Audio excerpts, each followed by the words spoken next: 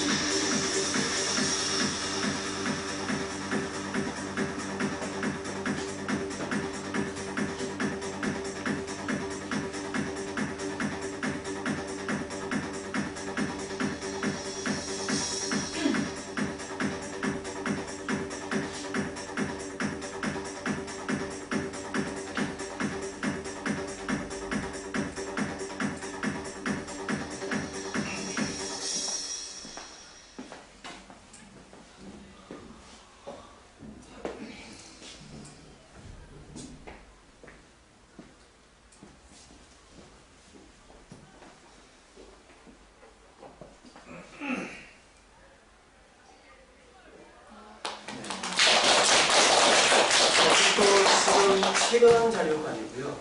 몇 년 전 자료. 자, 그럴 때 우리는 과연 무엇을 가르쳐야 되고, 교사로서 무엇을 가르쳐야 되고, 여러분들은 또 무엇을 배워야 됩니까? 여기에 대해서 우리가 고민을 해봤는데, 그 고민의 해답을 선생님은 이제 인문학 아카데미로 생각을 했습니다. 자, 최근에 여러분들 다 봤죠? 게임 전적이 어떻게 되죠? 4대1이죠.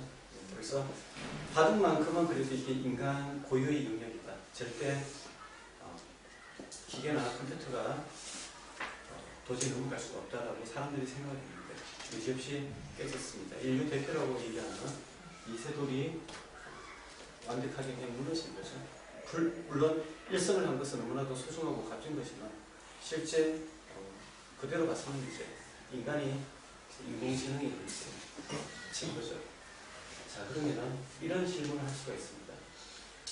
서울대 시각과 김경 교수가요, 문제는 이제 인공지능이 다 풀게 된 거예요. 그럼 이제 인간이 할 수 있는 능력은 무엇일까? 질문을 던질 수 있는 인재가 필요하다. 그렇죠? 이제 모든 것들이 이제 소위 얘기해서 인공지능이 다 해줄 겁니다. 그럼 앞으로 이제 가장 문제가 되는 게 뭘까요? 직업이 사라져요. 기존의 인간들이 하는 직업들이 점점 사라지게 될 겁니다. 그리고 여러분들 지금 여기 다 프로그래머가 되려고 하는 사람들이죠. 근데 지금 프로그래밍을 프로그램하는 그런 프로그램이 생겼대요. 그러니까 가장 최적의, 이것도 그 딥러닝을 통해서요, 가장 최적의 코드를 짜주는 거야. 과연 그런 여러분들이 앞으로 여기서 이제 어떻게 생존할 것인가. 생각보다 그렇게 만만치 않습니다. 자, 그러면 우리가 이 인공지능이 못하는 질문을 던질 수 있는 사람이 돼야 되는데, 질문을 던지려면 뭐가 필요할까요? 알아야죠, 그죠? 알아야죠. 그러면은 거기에 관한 아주 멋진 뭔가를 정리를 해놓은 사람들이 있었습니다. 과거에. 천재들이죠. 그 사람들이 쓴 책들이 있어요. 그걸 보통 우리가 고전이라고 얘기하는데, 그 고전에서 여러분들이 던질 질문을 찾아야 됩니다. 사람은 거기서 거기에요. 보편성이라고 얘기를 하는데, 지금의 사회나 고대 이집트 때 사회나 그리스 때 사회나 사회의 보편성은 똑같고 인간도 똑같습니다. 그래서 던질 수 있는 질문도, 그리고 생각할 수 있는 것도 다 거기서 거기에요. 단지 지금 테크놀로지가 더 발달됐다. 그 차이가 되는 거죠. 그래서 우리는 이런 인문학 아카데미를 통해 가지고 예전에 우리를 앞서, 그리고 인류의 지성을 거둔 선배들, 그 천재들이 어떤 생각을 하고 또 어떻게 사고했고 그런 것들을 이제 알아보는 시간이 매우 중요할 것 같습니다. 자, 그래서 선생님 같은 경우에는 이제 이번 1년 동안 강의를 할 거는 뭐냐면 바로 빅히스토리. 빅히스토리 들어봤습니까? 안 들어봤죠? 네. 최근에 가장 핫하게 뜬 거고요. 빌 게이츠가 이 빅히스토리 교육에 엄청나게 관심이 많습니다. 또 엄청난 재고를 뒷받침하고 있고요. 쉽게 얘기하면 뭐냐면은 이 우주가 빅뱅이 생긴, 빅뱅 알죠 여러분들? 이제 다 알죠? 이제 3학년이니까 빅뱅이 우리의 모든 우주와 인류의 역사를 다 통합한 학문입니다. 쌤이 여기에 관심이 무지하게 많아요. 그래서 이번에는 이제 이 사피엔스라는 책을 가지고 여러분들 1년 동안 가르치게 될 겁니다. 상당히 재밌습니다. 지금 인문학 관련해가지고 거의 베스트셀러 1위가 될 겁니다. 요거 한번 시간 나면 꼭 한번 읽어보시고요. 그리고 선생님보다도 더 훌륭하신 선생님들이 지금 뒤에 계시는데요. 각자 어떤 강의를 이번 1년 동안 하시게 될지 쌤이 간단하게 좀 정리를 해보는 시간을 가지겠습니다. 일단 쌤은 이제 사피엔스라는 책을 가지고 수업을 한다라는 얘기를 했고요. 자, 강의라는 책을 가지고 이세호 선생님이 앞으로 나오시죠. 선생님이 이제 1년 동안 어떤 수업을 하실까에 대해서 간단하게 브리핑을 들어보고요. 계속 이런 걸로 이렇게 전 선생님의 수업을 소개하도록 하겠습니다. 네. 이 인문학 아카데미가 이렇게 점점 커져서 선생님도 좀 와서 되게 놀랐는데요. 글쎄요, 저는 원준 선생님이 얘기하신 것처럼 강의를 라는 책을 가지고 최대한 오래오래 끌고 가려고 하는데요. 강의 저자가 신영복이라는 교수님이 계십니다. 이 사람이 이제 되게 많은 히스토리를 갖고 있는 분이신데 무기징역으로 깜빵이라는 감옥에서 살다가 20년 20일 만에 1988년 8월 15일에 광복절 특사를 풀려낸 참 웃긴 건데 이분이 감옥을 가게 된 이유가 사실은 반란죄로 인해서 들어간 거거든요. 나라를 뒤집어 엎으려고 했다라는 죄. 그런데 출소한 날이 88년 8월 15일입니다. 근데 이분은 이제 감옥에서 굉장히 이제 많은 것들을 생각하고 쓰고 하셨는데 그것들을 책으로 만들어낸 첫 번째 책이 이제 감옥으로부터의 사색이라는 책도 있었고 여러 가지가 있는데 이거는 실제로 이제 숙명여대 경제학과 교수 시절에 그다음에 성공회대 그래서 또 교수를 거치면서 학생들에게 가르쳤던 내용들을 이렇게 책으로 정리해가지고 나온 겁니다. 근데 뭐 사상이나 이런 내용들은 아무것도 없고요. 전부 다 권준 선생님 금방 말씀하셨던 것처럼 인간은 돌고 돌아요. 그래서 동양 고전에 대해서 주로 이야기를 하고 다루고 있어요. 논어부터 맹자, 도가 뭐 이런 여러 가지 중국에서 유래한 남은 사상들에 대해서 선생님이 그 많은 어려운 사상들을 다 알 수는 없고요. 아주 쉽게 그냥 이런 거 너무 공감된다. 이런 말들 너무 좋은 것 같아. 그럼 이런 말들 어디서 왔을까? 이것도 2000년 전, 기원은 2000년에 이런 생각을 했던 사람들이 있었네. 이런 내용들을 가지고 같이 이야기를 해보려고 합니다. 저는 여기까지입니다. 박수. 네, 미술사 김종성 선생님.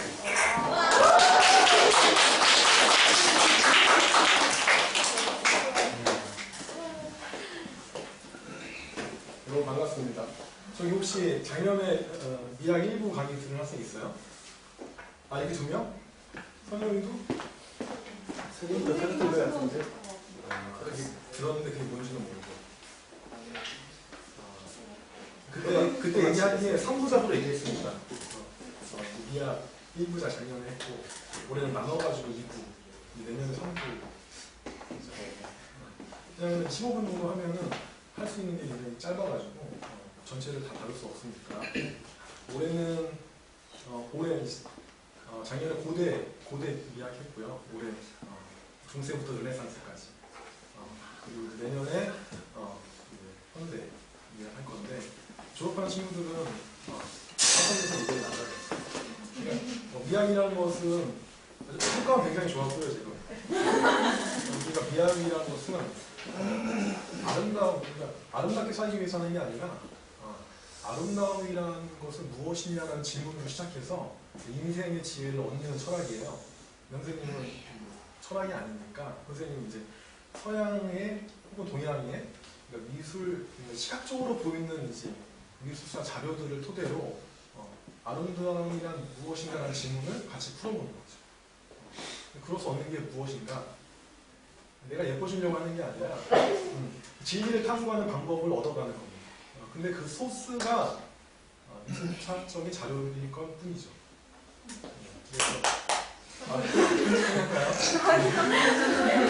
여러분들이 인문학이라는 것 중에서 우리 미술사 굉장히 중요한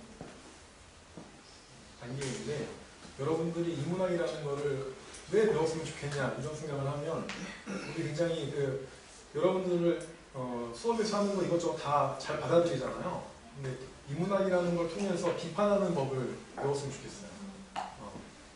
비판하는 법. 우리 고대 철학이 거기서 시작된 거 아니고요. 그래서 아까 좋은 영상도 보여줬는데 선생님은 뒤에서 계속 비판하고 있었거든요. 모든 걸 다 그대로 흡수할 필요는 없습니다. 분명히 좋은 자료는 건 맞지만 반대적인 의견을 얘기할 수 있고 그런 훈련을 수업이 아닌 이런 자리에서 여러분이 해봤으면 좋겠어요. 수업은 선생님 의견을 함부로 비판하기가 쉬운 분위기는 아니잖아요. 그러니까 당연히 그랬으면 좋겠는데 여러분들은 굉장히 예의를 지키죠. 그래서 이 자리에서만큼은 자유롭게 좀 생각을 얘기하고 그런 훈련이 될 수 있는 그런 시간이었으면 좋겠습니다. 다음은 이제 신문을 제대로 읽자라는 건데 이번에 이제 지금 연구부장으로 계신 이제 이철호 쌤이 특강식으로 원래 강사 끝내주죠? 네. 자, 그다음 이제 역사학에 대해서 우리 김명철 쌤이. 그래서 되게 어색하게 오랜만에 만나니까. 저는 이거 역사를 하는데 역사를 안 할 거예요. 역사 안 할 거고 여기 지금 다 역사에 관한 이야기를 하는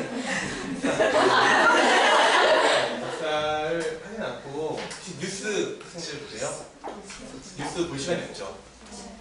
네, 뉴스를 사실 보는데 요새는 그 팩트체크라고 이렇게 데이터를 가지고 사회를 바라보는 뭐 그런 것들을 좀 짧게 주제를 갖고 가면서 오늘 아침 현안을 해봤는데 제가 강의를 한다면 저는 뭐 DC와 일베에 대해서 약간 이런 느낌으로 그렇게 해보고 싶어요. 네, 감사합니다. 다음은 이제 AI, 그러니까 인공지능이죠. 인공지능의 앞으로의 미래에 대해서 임종호 선생님이. 안녕하세요. 제가 아마 인미과는 전혀 가르친 적이 없고 디자인은 1시간씩 들어갔고 요즘에 이제 막 들어가기 시작하는데 그래서 잘 몰라요. 그러니까 특히 디자인은 또 이제 1학년만 가르쳤으니까 3학년 되면서 점점 또 생각이 자랐겠죠. 그래서 여러 생각들을 나눌 수 있는 시간이 되었으면 좋겠는데 먼저 저는 요즘에 뭐 이슈화 되고 있는 인공지능 알파고 때문에 이슈화 되고 있고 뭐 한국형 알파고를 만든다 뭐 그런 얘기도 있는데 어떻게 보면은 역사적으로 기술의 역사적으로 봤을 때 지금이 한 단계 도약하는 시기일 수도 있어요. 도약일지 뭐 어떻게 될지 모르겠죠. 어쨌든 한 프레이즈 한 단계를 넘어가는 그걸 이제 목격하는 거는 사실 어떻게 보면 영광일 수도 있고요.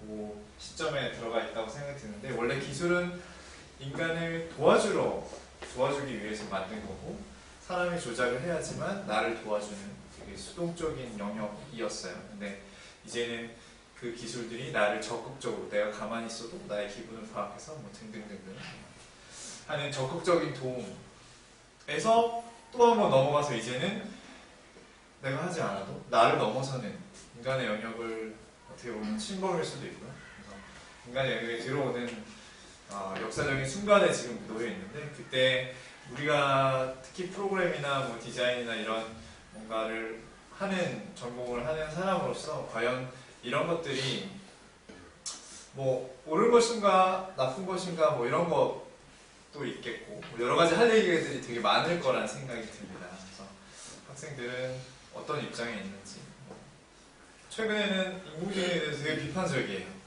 왜냐면 직업이 없어진대잖아요. 그죠? 다 실업자를 만들어버리는. 그런데 과연 꼭 그렇게만 볼 필요가 있을까라는 것도 한번 생각해 보면서 좀 역사를 잘 지켜볼 수 있는 순간을 왔으면 좋겠습니다. 마지막으로 이제 미래의 어린 왕자가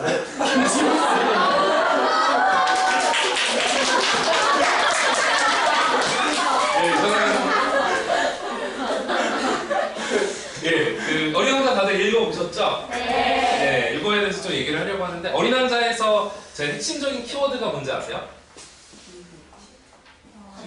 관계.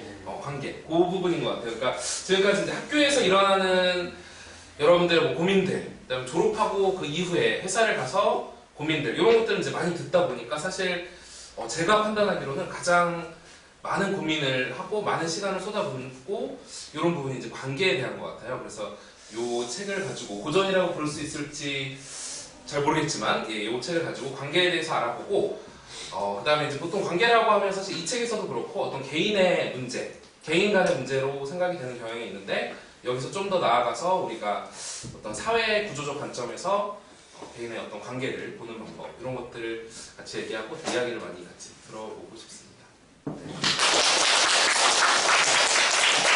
다음 시간에 만날 건데요. 이제 월수건 12시 40분부터 하십니다. 무조건 칼같이 시간 지켜주세요. 알겠죠? 네. 이상 마치겠습니다.